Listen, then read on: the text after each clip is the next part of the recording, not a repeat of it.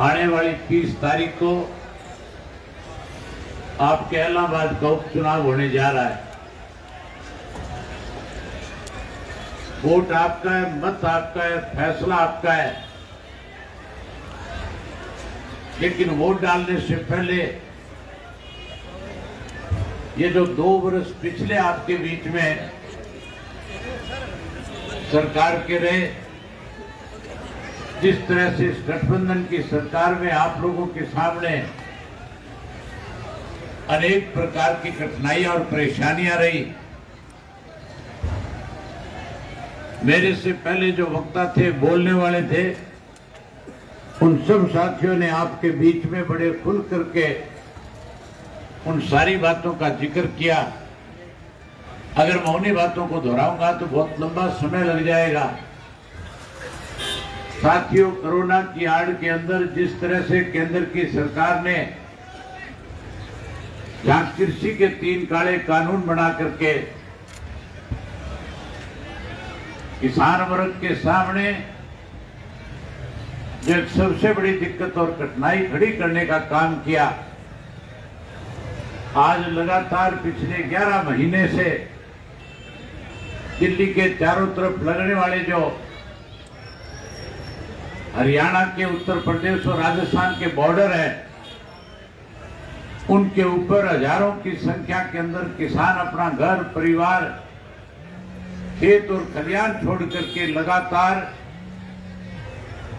जहां कृषि के 3 काले कानून रद्द हो, इसके लिए लड़ाई लड़ रहा है। वहीं आज वो आंदोलन केवल और केवल किसान का ना हो करके आज 36 जात के लोग उस आंदोलन का हिस्सा बन चुके हैं। आज जिस ढंग से इस 2 वर्ष के अंदर लगातार पेट्रोल और डीजल के दाम बढ़े, पिछले 1 साल में 25 रुपए पेट्रोल और डीजल के दाम बढ़ा करके आम लोगों के ऊपर महंगाई की जो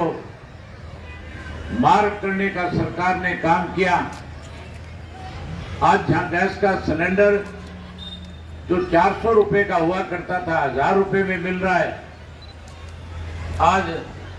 जरूरत की कोई भी वस्तु आप बाजार से खरीदने जाते हो,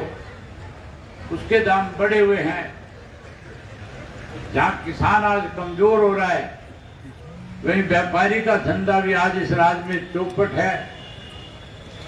मैं अभी एक दुकानदारों का एक छोटा सा कार्यक्रम था, उन्होंने वहां कोई 100 के करीब छोटे छोटे दुकानदार जो थे वो इकट्ठा हो रखे थे।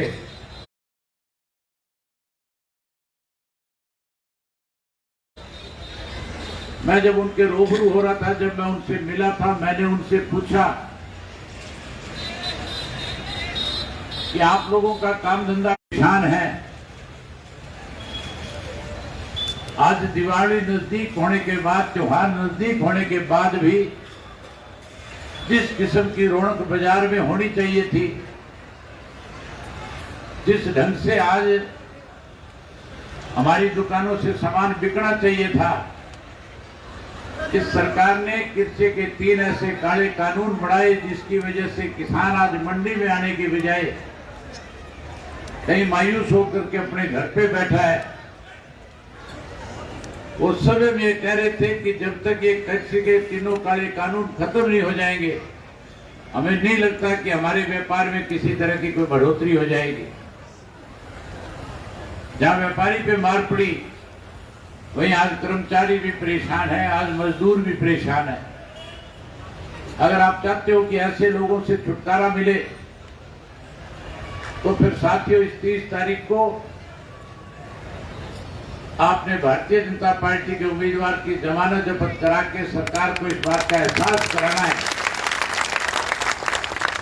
कि आपने जिस ढंग से हमारे सामने परेशानी खड़ी करी है, आज हम आपको इस बात का सबक दे रहे हैं। जहां उनकी जमानत जब्त कराओ, वहीं साथियों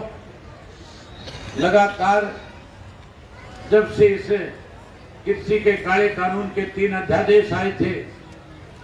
तब से लेकर के अब तक लगातार इंडियन नेशनल लोकदल पार्टी का एक एक कार्यकर्ता लगातार वॉलेंटियर के रूप में काम करके जहां इस आंदोलन को मजबूत करने का काम कर रहा है, वहीं लगातार इस आंदोलन को मजबूत करके इंडियन नेशनल लोकदल पार्टी के कार्यकर्ताओं ने जिस ढंग से एक ताकत देने का काम किया है, अगर आप चाहते हो कि किसी के तीनों काले कानून खत्म हो तो फिर 30 तारीख को एनएच के सामने का बटन दबा करके कांग्रेस से बीजेपी को सबक सिखाने का काम करना। मन बहुत था कि आपके साथ बहुत सारी बातें करके जाऊं, लेकिन मजबूरी है, मेरे 7-8 गांव के कार्यक्रम है, इसलिए आपके बीच में ज्यादा समय न लेकर के एक बार फिर आपसे आग्रह निवेदन करूंगा कि ऐसे लोगों को सबक मिले, इसके लिए 30 तारीख के दिन को भूल मत जाना। सुबह सवेरे परमात्मा का नाम लेकर के एनएच के सामने का बटन दबाना और बटन दबा करके इन दोनों पार्टियों के लोगों की, जो किसान के और व्यापारी के विरोधी हैं, इनकी